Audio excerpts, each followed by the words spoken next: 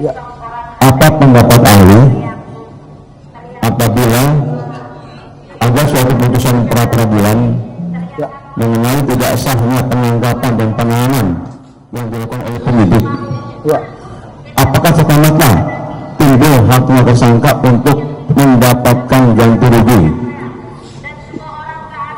dari negara? Yang kedua, bila ada, apa parameternya? Mohon dijawab ahli. Baik, yang mulia, izin menjelaskan bahwa jika ada putusan pra peradilan yang kemudian putusan pra peradilan itu membatalkan tindakan penyidik berupa penangkapan dan penahanan, apakah bisa mengajukan tuntutan ganti kerugian? Secara normatif di dalam pasal 173 KUHP, maka pra peradilan itu membuka ruang itu. Jadi pra peradilan itu adalah lembaga atau kewenangan yang diberikan oleh kepada pengadilan untuk melakukan pemeriksaan terhadap salah satu sah atau tidaknya penangkapan dan penahanan, termasuk tuntutan. Saya katakan tuntutan, bukan gugatan. Tuntutan ganti kerugian akibat salah penangkapan dan penahanan itu. Izin saya bacakan yang mulia secara normatif di dalam pasal 173. Dikatakan ayat 1, tersangka, terdakwa atau terpidana berhak menuntut ganti rugi karena ditangkap, ditahan, dituntut, diadili atau dikarenakan tindakan lain tanpa alasan yang sah berdasarkan undang-undang atau karena kekeliruan mengenai orangnya atau hukum yang diterapkan. Jadi pasal 173 itu memungkinkan adanya tuntutan ganti kerugian, tetapi ada 3 alasan. Saya batasi yang mulia, 3 alasan itu. Yang pertama adalah apabila tindakan penyidik itu 1, melanggar undang-undang atau tidak sesuai dengan undang-undang. Yang kedua, berkaitan dengan personnya, orangnya. Bukan dia yang harusnya ditangkap, bukan dia yang harus bertanggung jawab secara pidana. Yang ketiga, ada peralasan hukum bertentangan dengan hukum. Jadi 3 itu. Sehingga itu yang bisa saya jelaskan kaitan dengan masalah tuntutan ganti rugi. Tidak serta-merta tuntutan itu dibayarkan oleh negara akibat perbuatan itu, tapi harus melalui mekanisme yang namanya pra peradilan. Nah, sehingga dapat dinilai apakah tuntutan ganti kerugian melalui pra peradilan tadi itu dilihat alasan hukum kenapa hakim memutus ini salah nahan. Apakah melanggar undang-undang? Misalnya begini yang mulia, seseorang itu ditahan ada alasan undang-undangnya, alasan normatifnya. Pasal 100 ayat 5, misalnya dipanggil 2 kali tidak datang, ada upaya melarikan diri, menghilangkan barang bukti, ada beberapa alasan. Dan ada alasan tambahan, misalnya ditahan karena memang berkas perkara akan dilimpahkan, karena pasal 7 junto huruf J, kalau ayat 1 huruf J yang lama sekarang huruf J huruf O, atau pasal 8 ayat 3 itu dinyatakan bahwa ketika penyidik akan melimpahkan berkas itu ke penuntut umum, dia wajib menyerahkan tersangkanya. Maka itu bisa dilakukan. Artinya secara undang-undang jika itu dilakukan, maka perbuatan itu sudah sesuai dengan undang-undang. Kalau tidak sesuai undang-undang, maka bisa diminta ganti kerugian. Yang kedua, misalnya begini, berkaitan dengan personnya, orangnya. Artinya bahwa bukan dia pelakunya, bukan dia yang harusnya ditahan, gitu kan? Nah, makanya saya katakan bahwa penyidikan adalah satu rangkaian tindakan penyidik. Artinya rangkaian itu dari mulai dia mengumpulkan bukti, menetapkan tersangkanya, lalu melakukan tindakan upaya paksa, penyitaan, penahanan dan sebagainya. Itu rangkaian suatu perbuatan, tidak bisa dipisahkan. Itu jelas, itu berkaitan dengan bukan dia orangnya. Nah, artinya ada salah tangkap. Nah, itu bisa mengajukan pra peradilan tuntutan ganti kerugian. Atau yang tadi, melanggar hukum misalnya. Melanggar hukum artinya begini yang mulia. Hukum itu lebih luas daripada undang-undang. Sehingga parameternya adalah, kalau saya berdasarkan literatur yang ada, misalnya dalam doktrin negatif fatality stelsel, keyakinan hakim. Hakim boleh menemukan hukum, rechtfinding namanya. Karena hakim lebons de la law. Hakim juga bisa memeriksa hukum yang hidup dalam masyarakat. Tetapi hakim tetap ada parameternya yang mulia. Keyakinannya pun harus berdasarkan undang-undang. Sehingga boleh saja di luar itu, tetapi harus berdasarkan undang-undang. Jadi itu dibolehkan. Sehingga tergantung dari pertimbangan hakim ketika memutus salah tangkap dan salah paham tadi. Demikian yang mulia.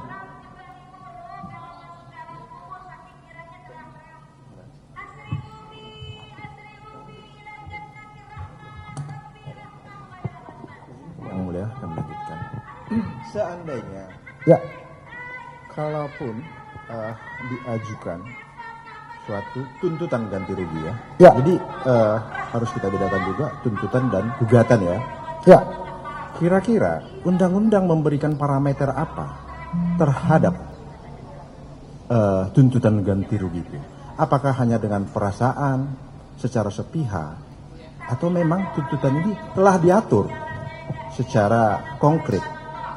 Apakah kita mengikuti itu atau mengikuti parameter subjektivitas si pemohon? Saya jawab. Siap. Baik, izin yang mulia. Memang saya dari tadi menggarisbawahi antara gugatan dengan tuntutan. Terminologi di KUHP itu menggunakan kata tuntutan karena dia sifatnya publik.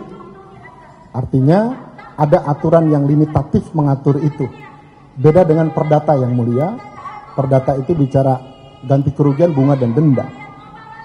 Tetapi di dalam tuntutan ganti rugi yang berkaitan dengan persoalan pra-peradilan secara normatif ada di PP 92 tahun 2015 kalau tidak salah di pasal 9 yang mulia.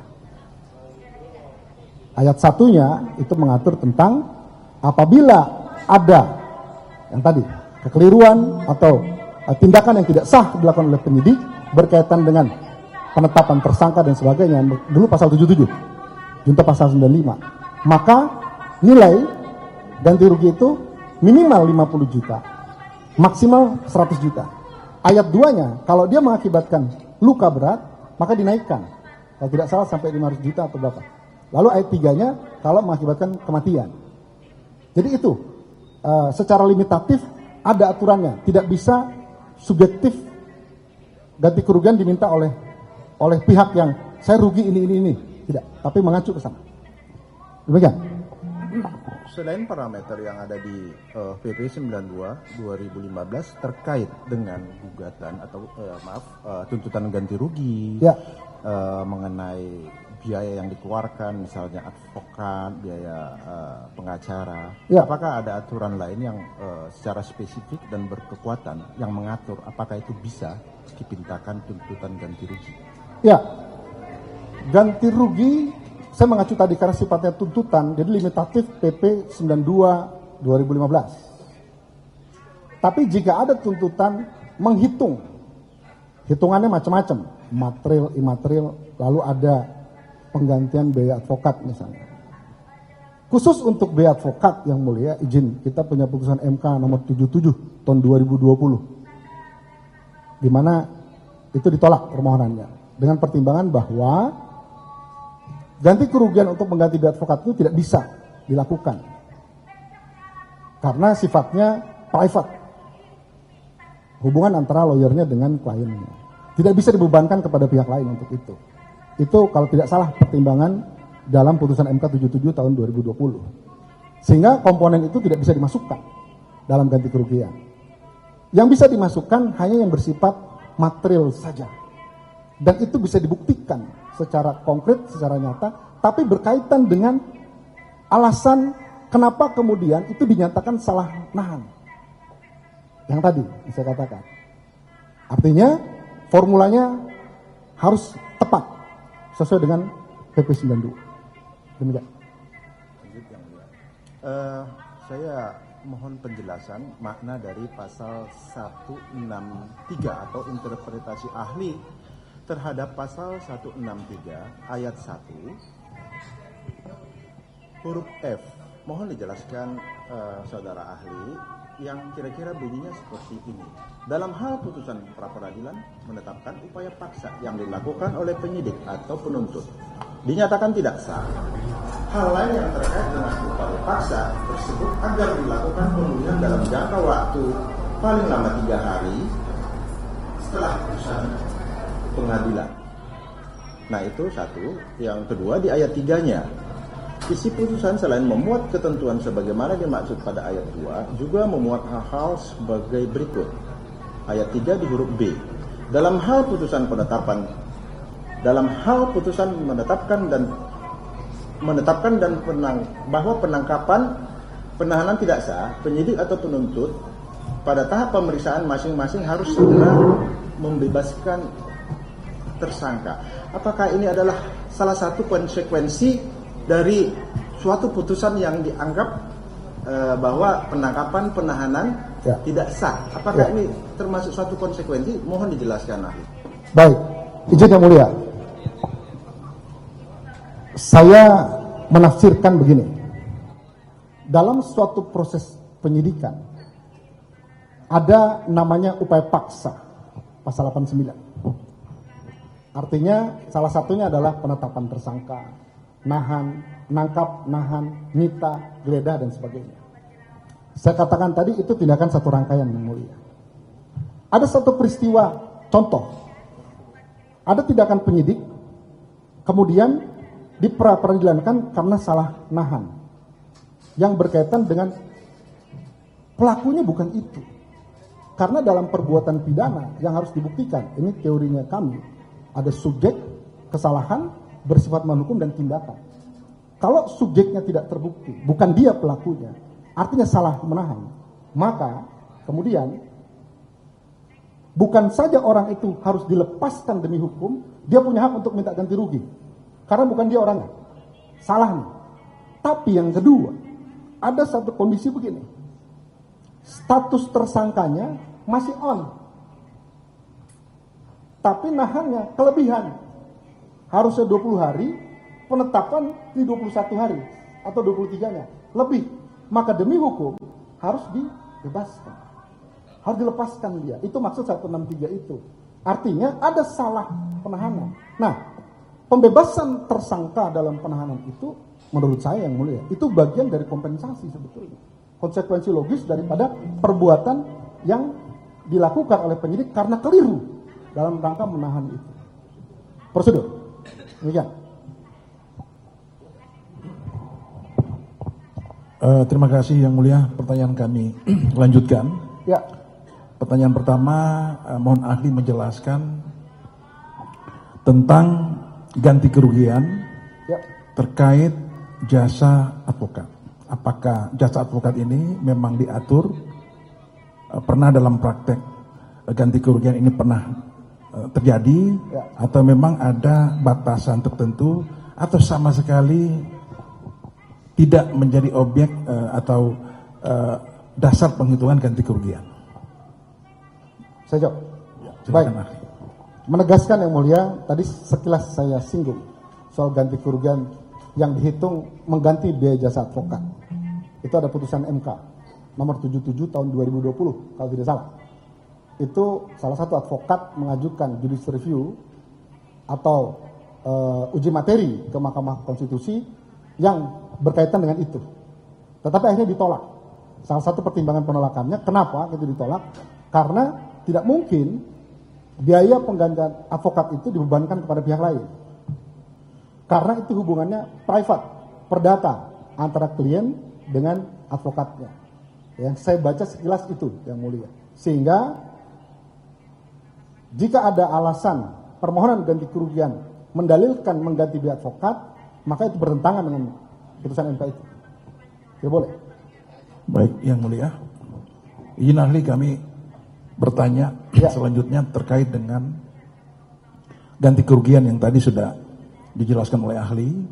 Dalam hal pokok perkara yang terkait ganti kerugian, di mana beberapa upaya paksa menjelang tahap kedua dikoreksi oleh suatu keputusan pra peradilan. Misalnya, tidak sahnya penangkapan dan tidak sahnya penahanan. Akan tetapi perkara pokok ini berlanjut sampai ke pengadilan.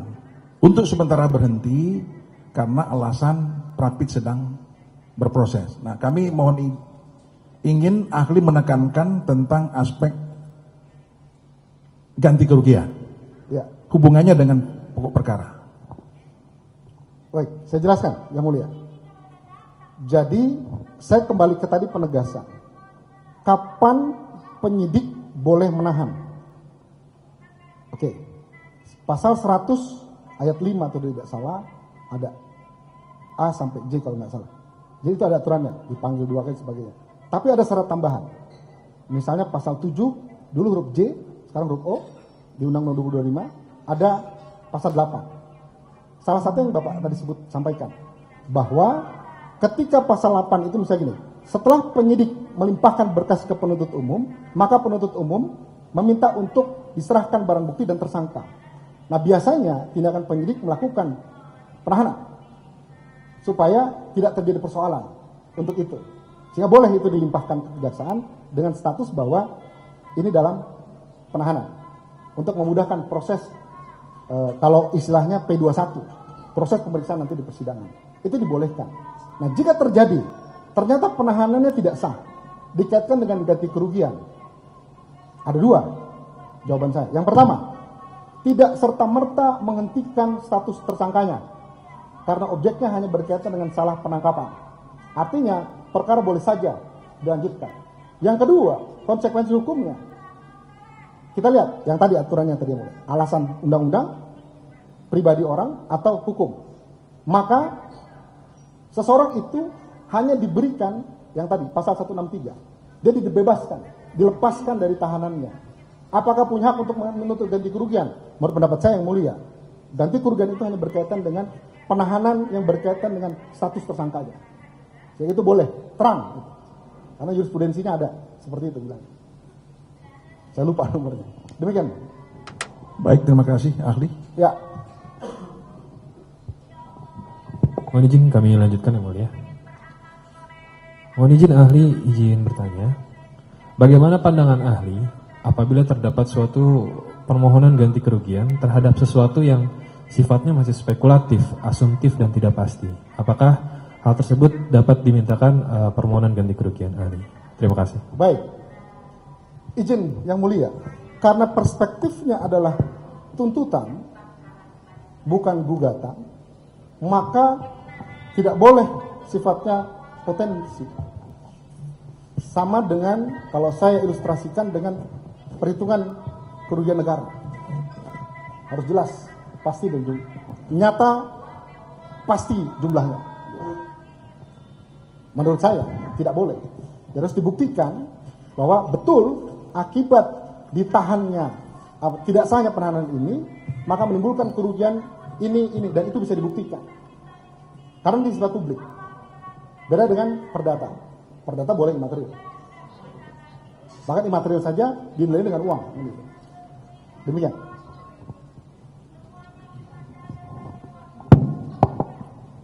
Izin yang mulia, satu pertanyaan. Bagaimana menurut ahli, Ya, pra-peradilan merupakan forum yang tepat untuk mengadili kerugian imaterial terkait nama baik, ataukah kerugian imaterial akibat reputasi yang harusnya diuji melalui mekanisme gugatan perbuatan melawan hukum? Mohon pencerahannya, ahli. ya. Ini agak luas yang mulia kalau bicara doktrin, tapi saya batasi kaitan dengan masalah pra-peradilan saja. Karena on rek matters overhead that itu juga salah satu kewenangan TUN sebetulnya. Gitu ya. Tapi itu perdebatannya panjang. Kaitan dengan pra-peradilan, misalnya sudah katakan tadi, bedakan antara tuntutan ganti kerugian, karena undang-undang bilang, dan atau rehabilitasi. Yang saudara sampaikan tadi, itu berkaitan rehabilitasi. Kenapa itu rehabilitasi? Karena itu pemulihan nama baik. Artinya dibolehkan seseorang misalnya, mohon maaf, ada si A, dia menjadi tersangka, kemudian dia ditahan dan sebagainya. Lalu ditemukan bukti bahwa ternyata bukan dia pelakunya. Akhirnya penahanan itu tidak sah. maka dia bisa mengajukan tuntutan ganti kerugian dan rehabilitasi. Bukan hanya dia bisa minta kompensasi, tetapi dia harus dipulihkan nama baiknya. Misalnya pakai penetapan hakim, karena pelaksanaan oleh penetapan hakim. Artinya dipublikasikan bahwa orang ini memang tidak bersalah dan sebagainya. Jadi itu dalam pra-peradilan punya kewenangan itu. Sehingga itu berkaitan dengan masalah kedudukan dia sebagai tersangka. Itu berkaitan dengan itu. Demikian.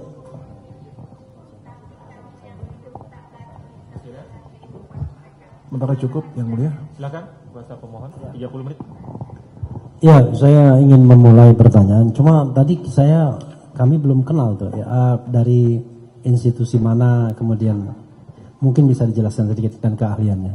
Baik, izin Yang Mulia, saya Henry Jayadi, Prof. Saya dosen tetap Fakultas Hukum UKI. Keahlian saya di hukum litigasi di bidang hukum pidana. Lalu cukup itu? Oke. Ya, makasih ya. Ya. Saya ingin membacakan pasal 173. Ya. Tersangka, terdakwa, atau terpidana berhak menuntut ganti rugi karena ditangkap, ditahan, dituntut, diadili, atau dikenakan tindakan lain tanpa alasan yang sah. Ya. Ya, berdasarkan undang-undang, satu ya, atau karena kekeliruan mengenai orangnya, atau hukum yang diterapkan. Ya. Nah, dua pertanyaan saya adalah, tadi Anda mengatakan bahwa yang bisa menuntut ganti rugi itu kalau salah tangkap. Personnya seharusnya bukan dia, tapi dia ditangkap, kan ada 3 alasan tadi, melanggar undang-undang, kemudian personnya, dan kemudian alasan bertentangan dengan hukum. Ya. Nah, tapi apakah pasal 173 ini mengindikasikan bahwa hanya salah tangkap? Karena di sini dikatakan tersangka, terdakwa, atau terpidana. Karena pemohon adalah tersangka, itu satu pertanyaan. Ya. Jadi pemohon tersangka dan kemudian ditangkap, ditahan, digeledah sebelumnya, dan kemudian dinyatakan itu tidak sah penangkapannya melalui putusan pengadilan. Itu satu. Ya. Sebelum dilanjutkan Pak, tadi jawabannya tidak hanya itu.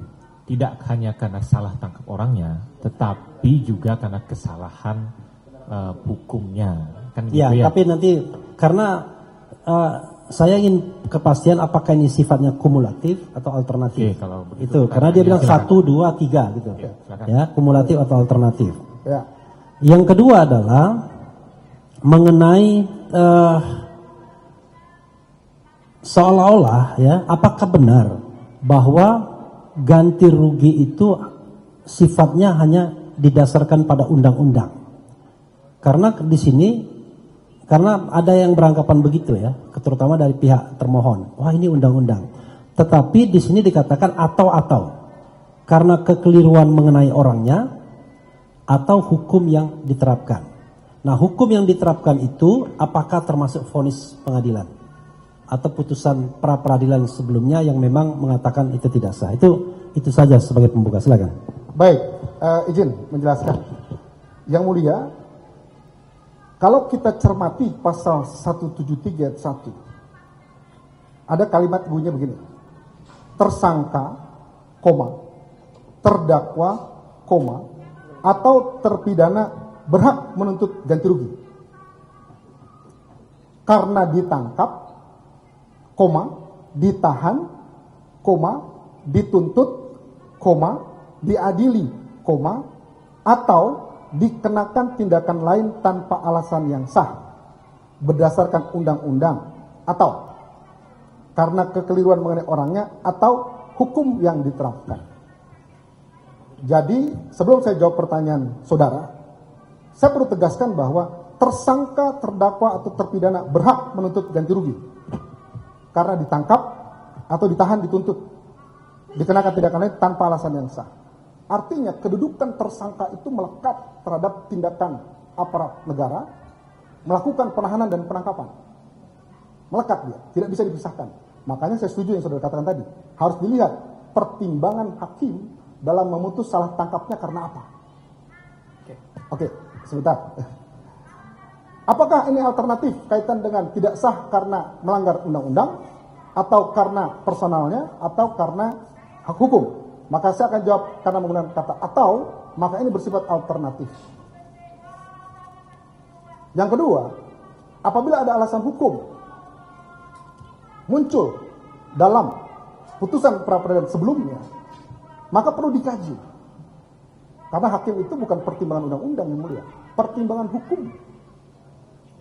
Hakim punya hak untuk menilai hukum yang hidup di dalam masyarakat. Sehingga boleh-boleh saja hakim mengeluarkan putusan berdasarkan hukum. Yang tadi, hukum itu harus dia lebih luas dari undang-undang, tapi ada parameternya. Dia tidak boleh melanggar kepatutan, kesusilaan, ketertiban umum, bahkan undang-undang itu sendiri. Demikian yang mulia. Tambahan satu lagi. Ya. Soal res pending tadi ya. Ya. Ada PP yang saudara ahli sebutkan tadi yang membatasi jumlah ya. Dalam konteks res pending ya, menurut saudara ahli, Ya. apakah hakim bisa melakukan terobosan penemuan hukum yang terkait dengan jumlah ganti rugi itu yang barangkali tidak sama persis dengan apa yang diatur dalam PP 2015 tersebut? Itu pertanyaan saya. Baik. Le bon de la loi. Hakim mulut undang-undang. Dalam praktek hakim boleh melakukan res pending. Tapi izin yang mulia, saya tetap pada keterangan saya menyatakan bahwa apapun yang dilakukan oleh hakim dalam putus perkara dengan alasan menemukan hukum yang hidup dalam masyarakat, itu tidak boleh bertentangan dengan undang-undang. Kalau undang-undangnya secara limitatif mengatur tentang ganti kerugian, maka hakim harus mengacu ke sana. Walaupun ada negatif fatalik salsal, ada keyakinan, tetapi keyakinan juga harus mengacu kedua. Harus mengacu kepada undang-undang yang mengatur tentang pembuktian itu. Demikian, itu jawaban saya.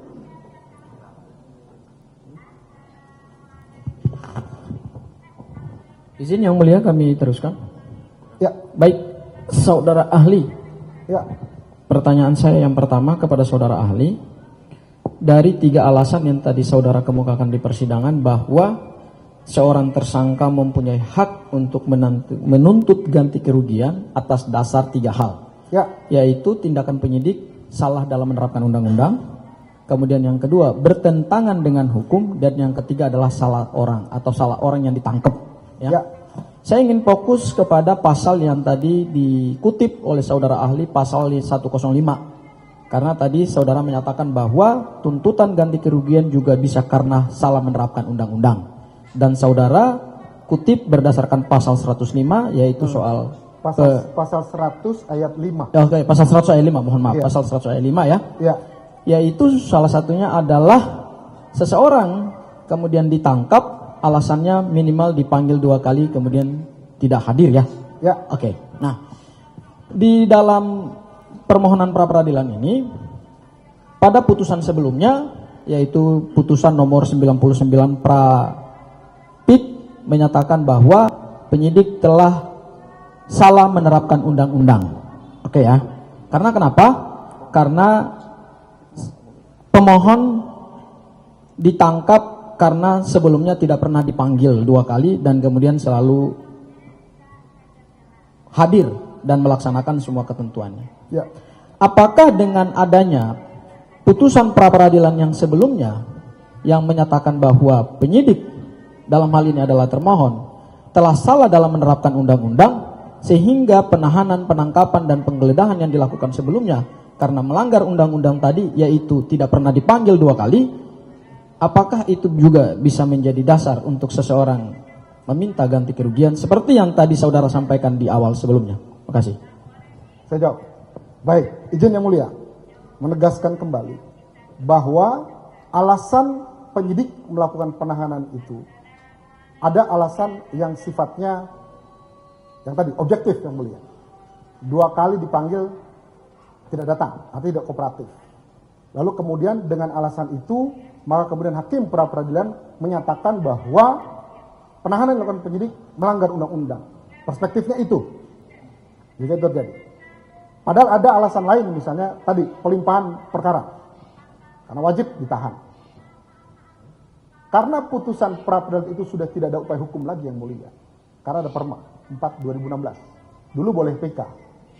Maka berlaku res judicata pada tata perhubungan. Walaupun dianggaplah benar putusan itu. Sehingga jika alasan hakim melakukan atau mempertimbangkan dengan alasan bahwa ada salah penerapan undang-undang yang dilakukan oleh penyidik dalam melakukan penyidikan, maka apakah itu serta-merta langsung muncul ganti kerugian yang harus dikabulkan? Belum tentu. Harus diperiksa dulu. Kalau dia melanggar undang-undang, maka dibuktikan. Kenapa? Karena perbuatan melanggar undang-undang itu spesifik dia. Undang-undang mana yang dilanggar? Pasal mana yang dilanggar? Beda dengan yang tadi. Misalnya ada indikasi bahwa penahanan yang dilakukan itu jelas melebihi batas waktu misalnya. Nah, itu lain cerita. Itu jelas, clear. Tetapi sesuatu yang bisa diperdebatkan, maka itu bisa dibuktikan. Apakah itu muncul hak? Belum tentu. Ini pendapat saya. Kita boleh berseberangan untuk hal ini. Pendapat saya, yang boleh dimintakan ganti kerugian karena marwahnya di pasal 173 itu kaitan dengan tersangka, terdakwa atau terpidana, ditahan, tapi salah nahan. Saya menafsirkan bahwa penahanan itu berkaitan dengan status tersangka, terdakwa dan terpidananya. Kalau ternyata bukan dia yang harusnya bertanggung jawab atas perbuatan hukum itu dan mengakibatkan dia ditahan akibat itu, maka muncul hak untuk minta ganti rugi. Tetapi kalau penahanan itu hanya dilakukan karena memang yang tadi undang-undangnya sifatnya subjektif, apakah serta-merta bisa? Belum tentu, saya katakan. Bahkan kalau masih misalkan yang tadi saya katakan, bisa saja ketika orang itu dibebaskan dari tahanan tapi status tersangkanya masih on. Apakah muncul hak ganti rugi? Menurut saya belum. Itu pendapat saya. Demikian yang mulia. Oke, izin yang mulia. Saudara ahli, sebelum saudara berpendapat seperti tadi, karena tadi saudara menyatakan bahwa harus dulu dinyatakan melanggar undang-undang dan pasal mana ya? Oke. Apakah saudara pernah diberikan putusan pra-peradilan sebelumnya oleh termohon dan saudara sudah baca, saudara sudah kaji? Izin yang mulia, saya memang diberikan putusan itu, tapi saya tidak baca. Saudara tidak baca ya? Izin. Alasan saya adalah begini, saya tahu isi putusan itu. Bagaimana saudara mau tahu isi putusan sementara saudara nggak baca? Sebentar. Unang digas. Slow bos. Gini. Enggak, saya konfirmasi aja kepada saudara. Artinya begini, saya dibekali oleh dokumen-dokumen oleh penyidik. Saya baca, saya lihat, lalu saya pelajari. Tapi, izin yang mulia, saya harus objektif memandang itu. Isi putusan itu memang yang saudara katakan tadi. Ada tindak pertimbangan hakim adalah karena itu. Tapi saya tidak mau terkontaminasi di dalam pokok perkara. Saya hanya membatasi diri saya kaitan dengan pra-peradilan berkaitan dengan salah penahanan. Demikian yang mulia. Oke. Baik, yang mulia, saya lanjutkan saudara ahli. Ya. Tadi saudara katakan bahwa saudara juga menerima beberapa dokumen dari penyidik. Ya. Saudara juga menerima putusan pra-peradilan. Ya. Sementara dokumen-dokumen itu kami persoalkan dalam sidang pra-peradilan. Ya. Dan kemudian itu yang kemudian dinyatakan dibatalkan. Misalnya, surat perintah penangkapan dinyatakan tidak sah. Surat perintah penahanan dinyatakan tidak sah. Surat penggeledahan dinyatakan tidak sah. Tadi saudara sayangnya tidak membaca putusan pra-peradilan, saudara hanya berasumsi berdasarkan surat-surat yang diberikan oleh penyidik. Saya jadi meragukan keahlian saudara gitu. Oke, tapi saya lanjutkan pertanyaan saya kepada saudara. Dalam putusan pra-peradilan jelas dinyatakan bahwa termohon telah melanggar Kitab Undang-Undang Hukum Acara Pidana. Jelas itu. Jadi kalau tadi saudara katakan harus melanggar undang-undang, hakim menyatakan melanggar KUHAP, bukan melanggar KUHP, bukan melanggar undang-undang kepolisian, bukan melanggar undang-undang kekuasaan kehakiman dan lain-lain sebagainya, tetapi hanya melanggar KUHAP. Dan kemudian dalam pertimbangannya juga disebutkan bahwa penangkapan, penahanan itu tidak memiliki dasar yuridis yang jelas. Kalau pertimbangan hakimnya seperti itu, tadi saudara mengutip asas res judicata pro varietate habetur, bahwa putusan hakim itu yang harus kemudian dianggap benar.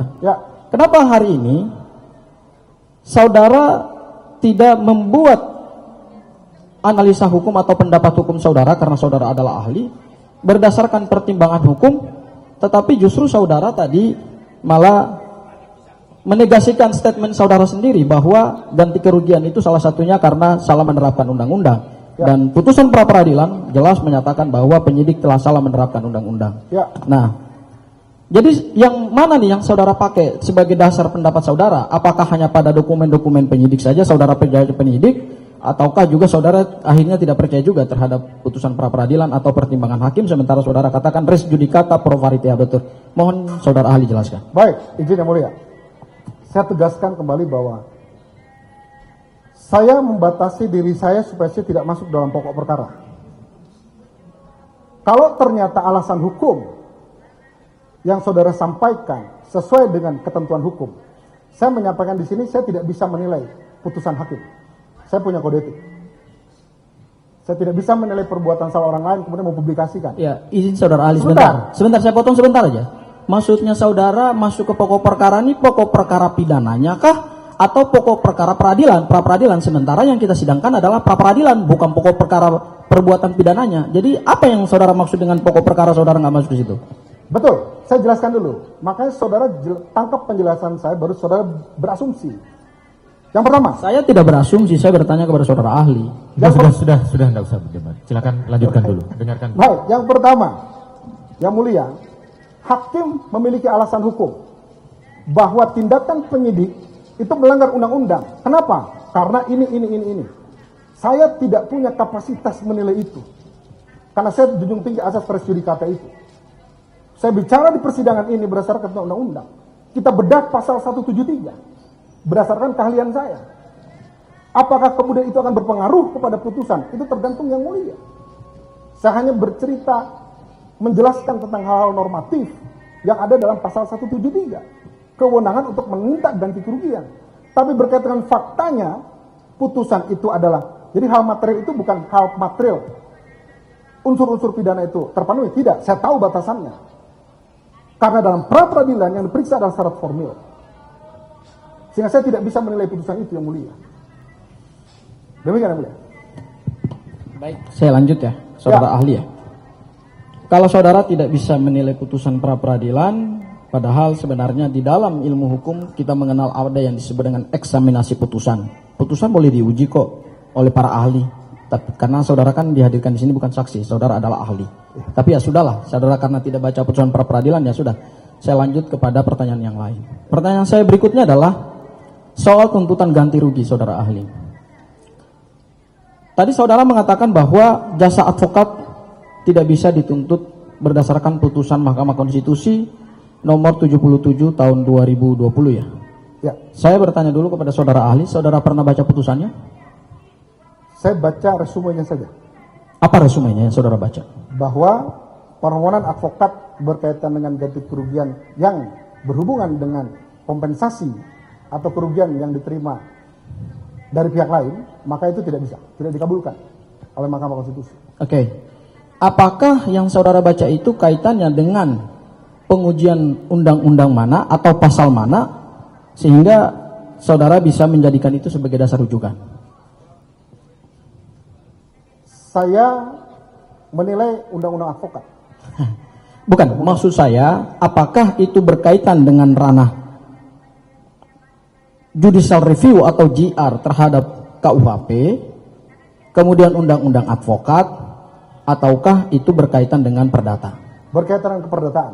Pasal berapa yang diuji? 1365. Oke, baik. Ini berarti saya akan tanya. Ya. Karena ganti kerugian ini ranahnya adalah ranah pidana, Ya.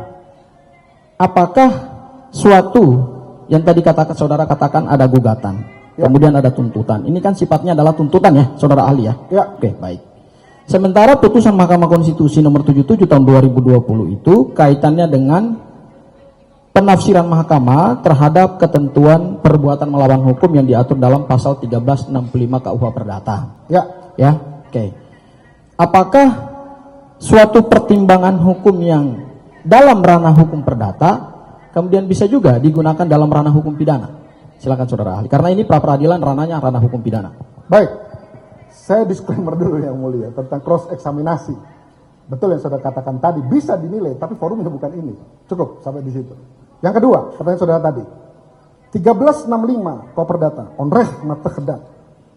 Perbuatan melawan hukum yang akibat kesalahannya maka bisa dimintakan ganti rugi, bahkan dalam penafsirannya bunga dan denda bisa dimintakan. Tetapi MK pada saat itu menolak bahwa tuntutan ganti rugi itu yang berkaitan dengan fee advokat. Itu dalam ranah perspektif perdata, saya setuju. Karena objeknya adalah 1365. Tapi yang mulia, bicara perbuatan melawan hukum, perspektifnya bukan hanya perdata, tapi bisa saja ditafsirkan, ini pendapat saya, kita boleh berseberangan, bisa ditafsirkan sebagai tolok ukur dari majelis hakim ketika memeriksa suatu perkara. Ganti kerugian misalnya. Ada PP 92 2015, limitatif mengatur angkanya. Oke, bisa dipakai? Bisa. Bahkan wajib dipakai karena itu undang-undang. Lalu kemudian ada ganti kerugian kaitan dengan jasa advokat. Ini perspektifnya perdata. Betul. Kenapa? Dari marwahnya saja. Hubungan advokat dengan klien itu ada hubungan keperdataan. Gak bisa dibawa ke pidana. Apalagi dituntut di pidana. Itu pendapat saya. Karena perspektifnya perdata. Udah tepat putusan MK itu. 1365 itu. Karena perspektifnya perdata. MK saja menolak diperdatakan. Apalagi dimintakan dalam pidana. Bidangnya pun beda yang mulia. Sehingga tidak tepat kalau itu dimintakan dalam tuntutan pidana. Dalam perspektif pra-peradilan yang mulia pasti. Demikian jawaban saya. Baik, saudara ahli, saya lanjutkan lagi. Ya.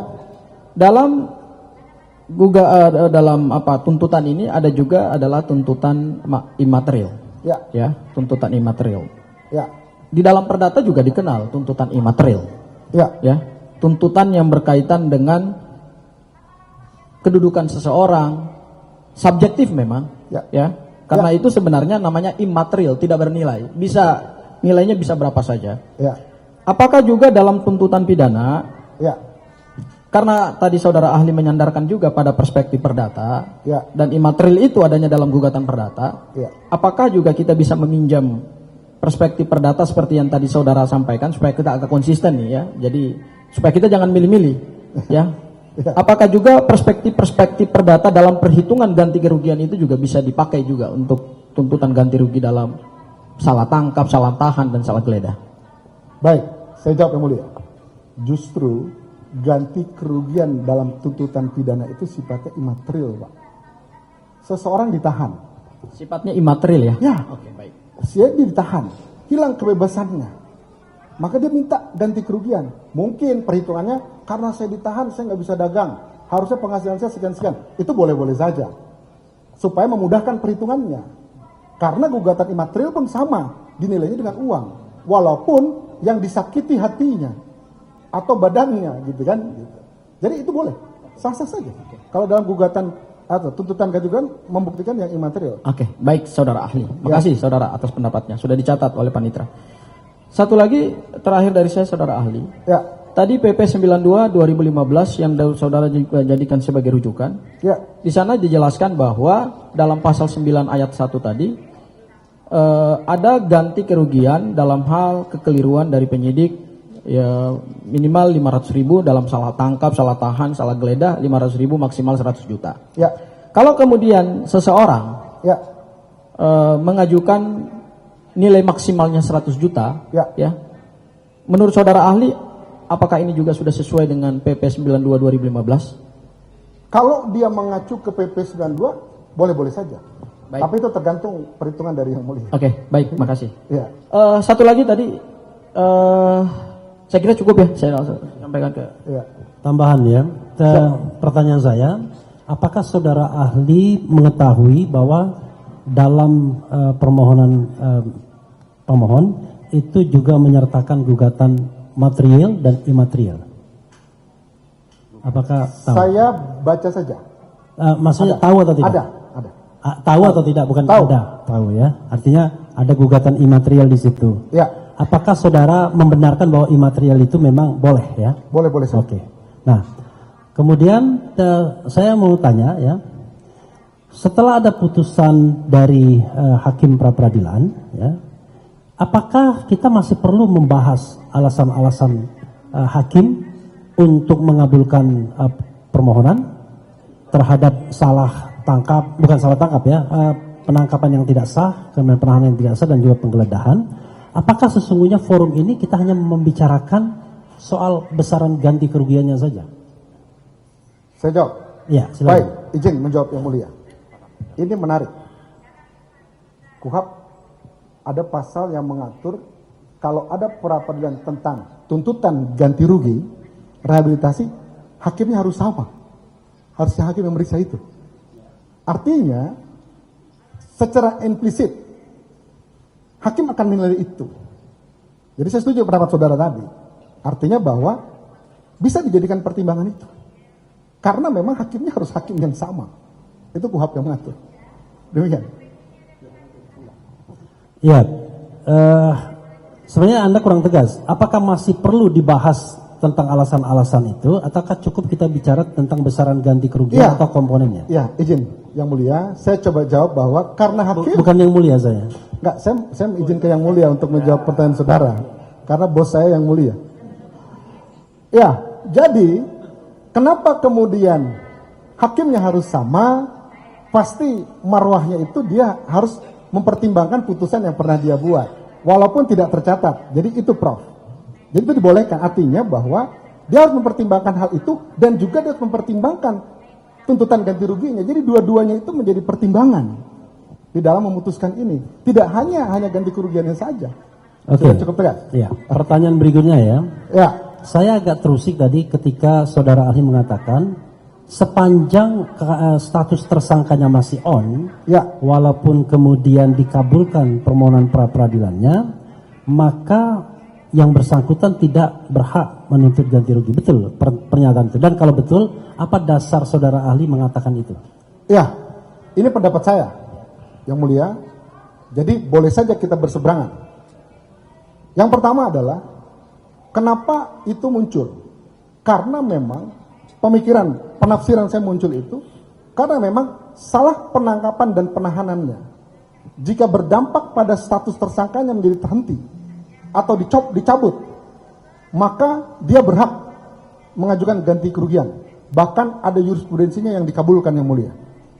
Tetapi ada satu peristiwa hukum pidana yang memang penahanannya itu salah, lebih dia ditahan. Lalu dia dibebaskan. Jadi dibebaskan dari hukuman itu adalah wujud dari ganti kerugian itu sebetulnya. Karena yang tadinya ditahan kemudian dibebaskan. Tetapi status tersangkanya masih on, masih berjalan. Sehingga menurut pendapat saya agak sedikit, izin yang mulia, ini pendapat saya, sangat subjektif. Jadi kita boleh berbeda pendapat. Menurut saya agak aneh kalau itu dimintakan ganti kerugian. Kecuali nanti pada saat putusan nanti dia dinyatakan tidak bersalah. Nah, itu boleh. Demikian yang mulia. Iya.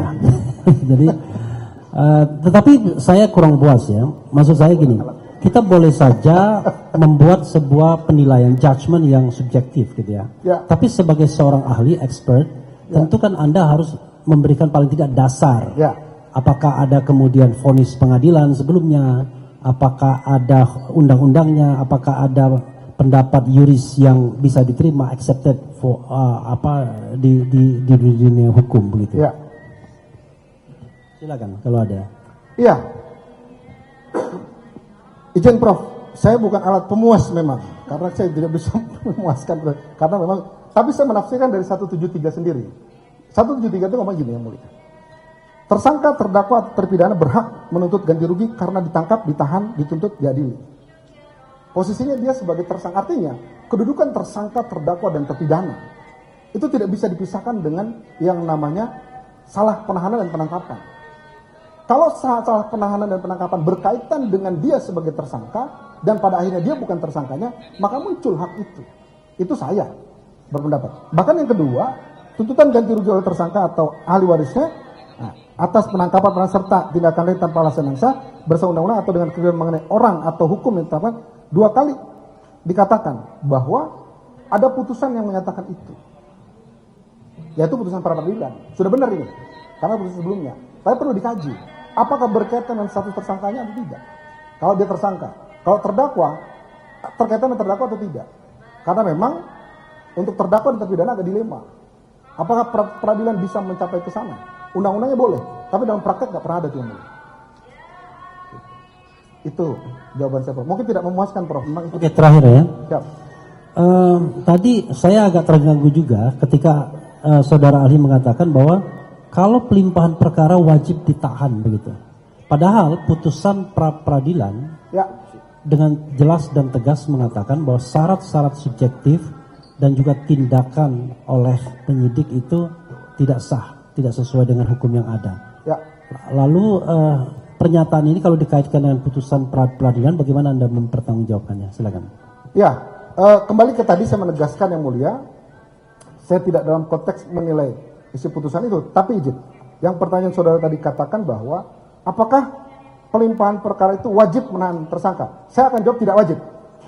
Tetapi dalam teknik penyidikan, ketika ada perintah berkas perkara dinyatakan lengkap oleh penuntut umum, maka ada konsekuensi hukum bagi penyidik, yaitu menyerahkan tersangka berikut dengan barang bukti, bahkan alat bukti mungkin.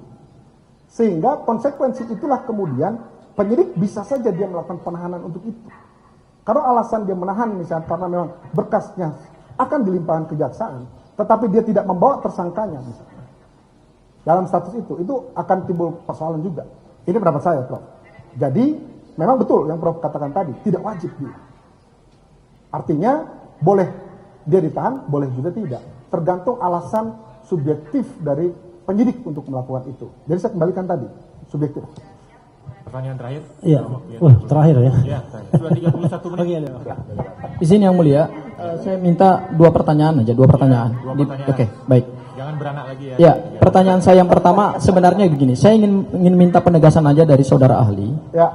Yang disebutkan dalam pasal 173 itu tersangka, terdakwa atau terpidana berhak menuntut ganti rugi karena ditangkap, ditahan, dituntut. Ditangkap, ditahan, dituntut dengan atau tanpa alasan yang sah. Ya. Tanpa alasan yang sah ya. Jadi bukan seseorang ditangkap, ditahan atau masyarakat warga bebas ditangkap, ditahan, terpidana itu, tapi di sini adalah tersangka, terdakwa, terpidana ditahan tanpa alasan yang sah. Dan alasan yang sah itu sudah diuji dalam pra peradilan dan kemudian sudah dinyatakan tidak sah. Saya tidak ingin kembali lagi ke situ ya. Itu adalah putusan pra peradilan yang pertama. Ya. Nah, saya ingin minta penegasan aja kepada saudara ahli.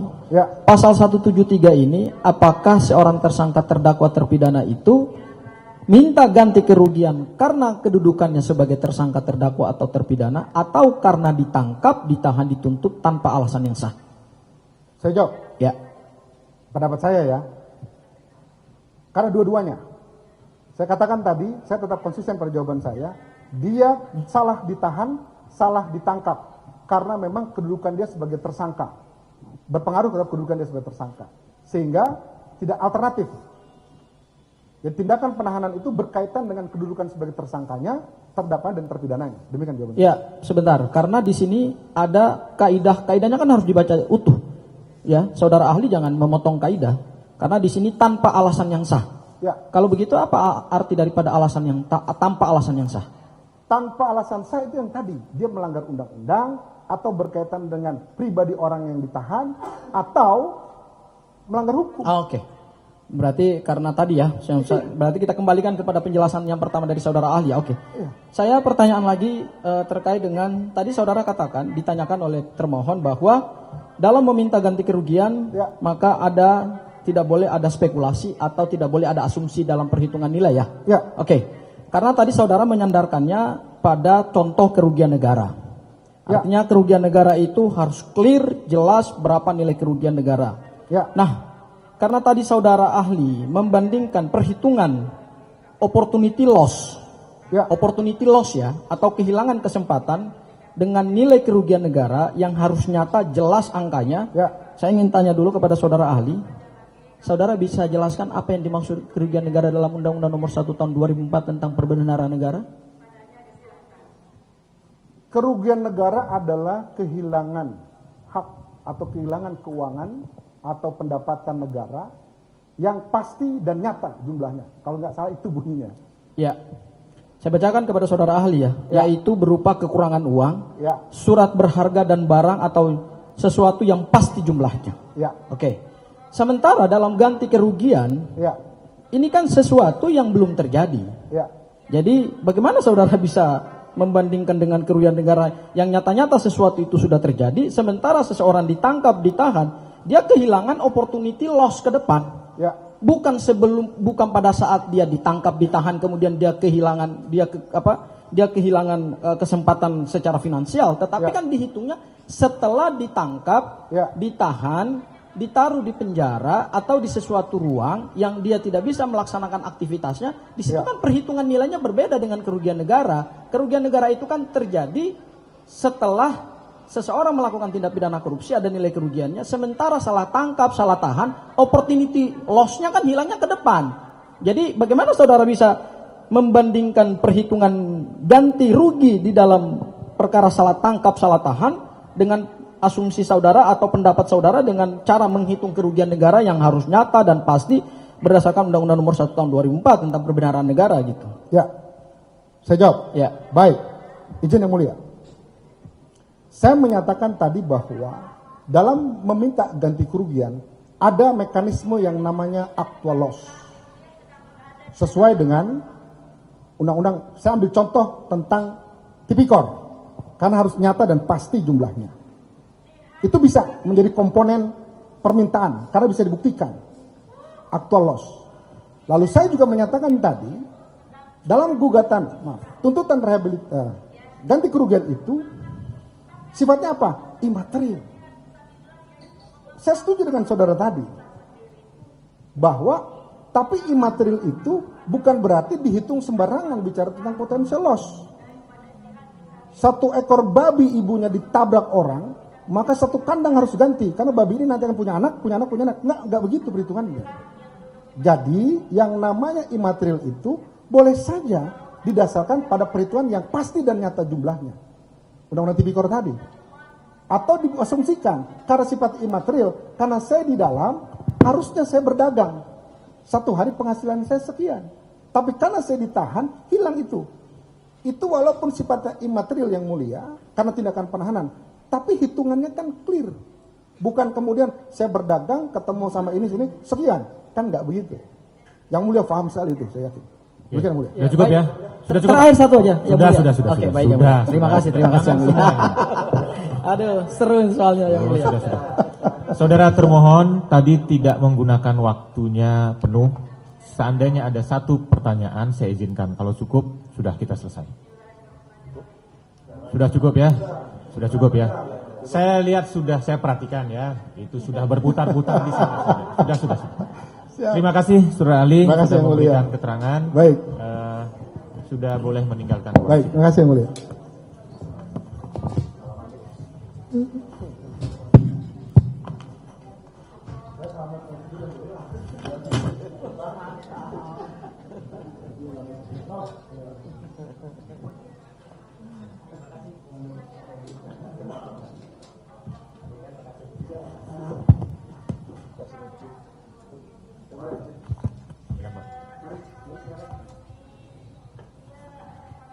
Pembuktian sudah selesai masing-masing ya.